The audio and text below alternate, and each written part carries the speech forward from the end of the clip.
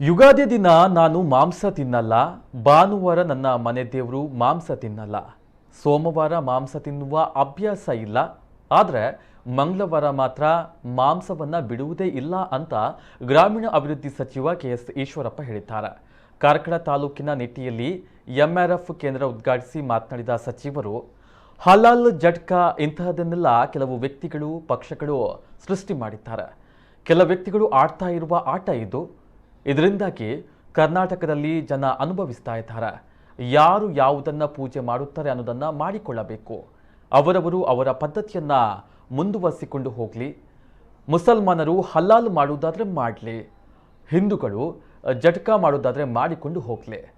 ಮುಸಲ್ಮಾನರು ನಮ್ಮ ಮನೆಗೆ ಬಂದು ಏನೂ ಒತ್ತಡ ಹಾಕುವುದಿಲ್ಲ. ಚುನಾವಣೆ ಬಂದಾಗ ಒಬ್ಬರಿಗೊಬ್ಬರು ಬಹಿರಂಗವಾಗಿ ತೊಡೆ ತಟ್ಟೋಣ ಎಂದಿದ್ದಾರೆ. ಇನ್ನು ಇದೇ ಸಂದರ್ಭ ಕಾರ್ಯಕ್ರಮದಲ್ಲಿ ಉಪಸ್ಥಿತರಿದ್ದಂತಹ ಕೇಂದ್ರ ಸಚಿವೆ ಶೋಭಾ ಕರಂದ್ಲಾಜೆ ಮಾತನಾಡಿ, ಹಲಾಲ್ ಒಂದು ಧರ್ಮದ ವಿಚಾರ. ನಾವೆಲ್ಲರೂ ಹಲಾಲ್ ತಿನ್ನಬೇಕು ಎಂಬುದು ಸರಿಯಲ್ಲ. ವಿದೌಟ್ ಹಲಾಲ್ ನಾವು ಮಾಂಸ ತಿನ್ನುತ್ತಾ ಬೆಳೆದವರು. ಹಲಾಲ್ ಸರ್ಟಿಫಿಕೇಟ್ ಪಡೆಯಬೇಕೆಂಬ ನಿರ್ದೇಶನ ಜಾಸ್ತಿ ಆಗ್ತಾ ಇದೆ. ಮುಸಲ್ಮಾನರು ಹಲಾಲ್ ಮಾಂಸ ತಿನ್ನುವುದಕ್ಕೆ ನಮ್ಮದಿನ್ನೂ ವಿರೋಧ ಇಲ್ಲ. ಎಲ್ಲರಿಗೂ ಹಲಾಲ್ ತಿನ್ನಿಸಬೇಕು ಎಂಬ ಭಾವನೆ ಸರಿಯಲ್ಲ. ಈ ಬಗ್ಗೆ ಕೋರ್ಟ್ನಲ್ಲಿ ಕೇಸುಗಳು ಇವೆ.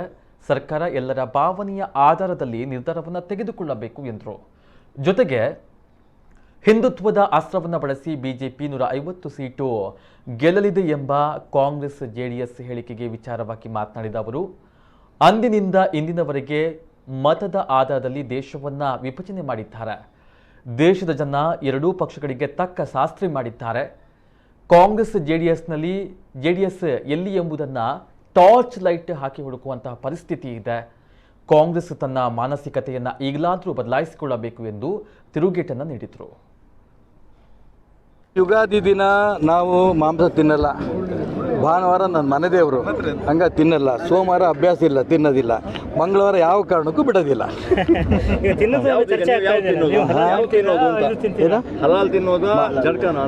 ನೋಡಿ, ಹಲಾಲು ಜಟ್ಕಾ ಇದನ್ನ ಸೃಷ್ಟಿ ಮಾಡಿದ್ದು ಕೆಲವು ವ್ಯಕ್ತಿಗಳು, ಕೆಲವು ಪಕ್ಷದವರು. ಇವ್ರು ಮಾಡೋಂಥ ಒಂದು ಆಟ ಇವತ್ತು ಕರ್ನಾಟಕ ರಾಜ್ಯದಲ್ಲಿ ಜನ ಅನುಭವಿಸ್ತಾ ಇದ್ದಾರೆ. ಈಗ ಯಾರ್ಯಾರು ಏನೇನು ಪೂಜೆ ಮಾಡ್ತಾರೋ ಪೂಜೆ ಮಾಡ್ಕೊಳ್ಳಿ. ಯಾವ ಪದ್ಧತಿ ಇದೆಯೋ ಆ ಪದ್ಧತಿ ಮಾಡ್ಕೊಂಡು ಹೋಗಲಿ. ಅವ್ರು ಮುಸಲ್ಮಾನರು ಹಲಾಲ್ ಮುಖಾಂತರ ಮಾಡ್ಕೋತಾರೆ, ಮಾಡಲಿ.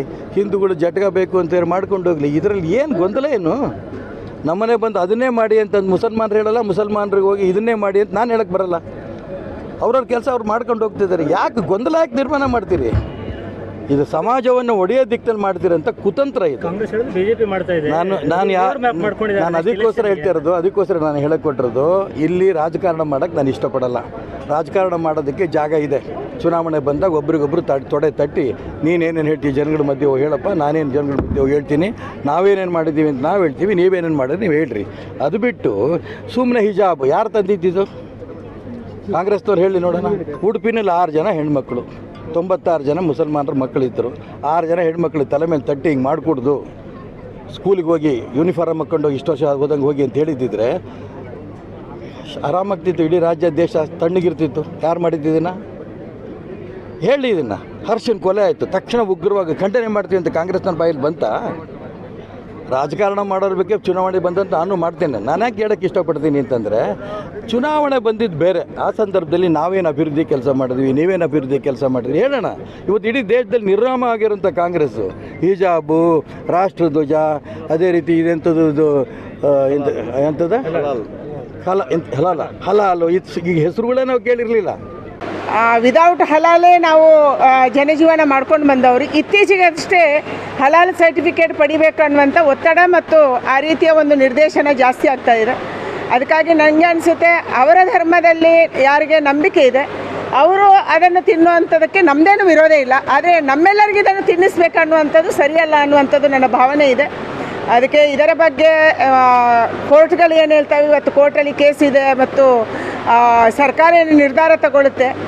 ನನಗೆ ಅನಿಸುತ್ತೆ ಎಲ್ಲರ ಭಾವನೆಯ ಆಧಾರದಲ್ಲಿ ಈ ನಿರ್ಧಾರವನ್ನು ತಗೋಬೇಕು ಅನ್ನುವಂಥದ್ದು ಆಗ್ರಹ ಇದೆ.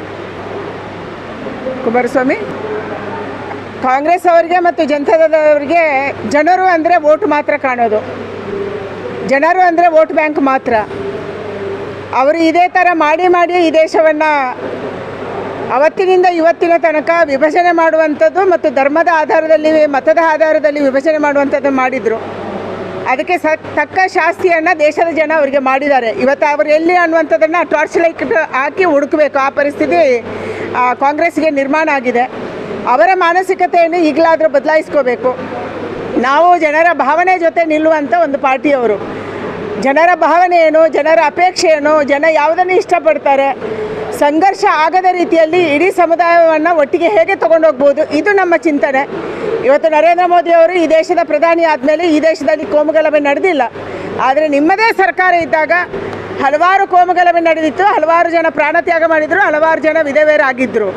ಆದರೆ ಇವತ್ತು ನರೇಂದ್ರ ಮೋದಿ ಅವರು ದೇಶವನ್ನು ಎಲ್ಲರೂ ಒಂದೇ ತಾಯಿ ಮಕ್ಕಳಂತೆ ತೊಗೊಂಡು ಹೋಗ್ತಿದ್ದಾರೆ. ರಾಜ್ಯದಲ್ಲಿ ಅಥವಾ ದೇಶದಲ್ಲಿ ನಾವು ಮಾಡಿದಂಥ ಯಾವುದೇ ಯೋಜನೆ ಒಂದು ಜಾತಿಗೆ ಒಂದು ಧರ್ಮಕ್ಕೆ ಸೀಮಿತ ಆಗಿಲ್ಲ. ಒಡೆದಾಳುವಂಥ ನೀತಿಯನ್ನು ಮಾಡಿರುವಂಥದ್ದು ನಮ್ಮ ರಾಜ್ಯದಲ್ಲಿ ಸಿದ್ದರಾಮಯ್ಯನವರು. ಅವರ ಸರ್ಕಾರ ಇದ್ದಾಗ ಶಾದಿ ಭಾಗ್ಯ, ಅವರ ಸರ್ಕಾರ ಇದ್ದಾಗ ಕೇವಲ ಒಂದು ವರ್ಗದ ಜನಕ್ಕೆ ಮಾತ್ರ, ಮಕ್ಕಳಿಗೆ ಮಾತ್ರ ಟೂರು, ಇಂಥದನ್ನು ಮಾಡಿದಂಥದ್ದು ಸಿದ್ದರಾಮಯ್ಯನವರು. ಟಿಪ್ಪು ಜಯಂತಿಯನ್ನು ಆಚರಣೆ ಮಾಡಿದ್ದು ಸಿದ್ದರಾಮಯ್ಯನವರು. ಅದೇ ಮಾನಸಿಕತೆಯನ್ನು ಮತ್ತೊಂದು ಸಾರಿ ರಾಜ್ಯದ ಜನರ ಮುಂದೆ ಹೇರಬೇಕನ್ನುವಂಥ ಪ್ರಯತ್ನ ಅವರು ಮಾಡ್ತಾ ಇದ್ದಾರೆ. ಅದಕ್ಕಾಗಿ ನನಗೆ ಅನಿಸುವಂಥದ್ದು ಕಾಂಗ್ರೆಸ್ಗೆ, ಜನತಾದಳಕ್ಕೆ ಓಟು ಮಾತ್ರ ಕಾಣ್ತಿದ್ದಾರೆ, ನಮಗೆ ಜನ ಕಾಣ್ತಿದ್ದಾರೆ.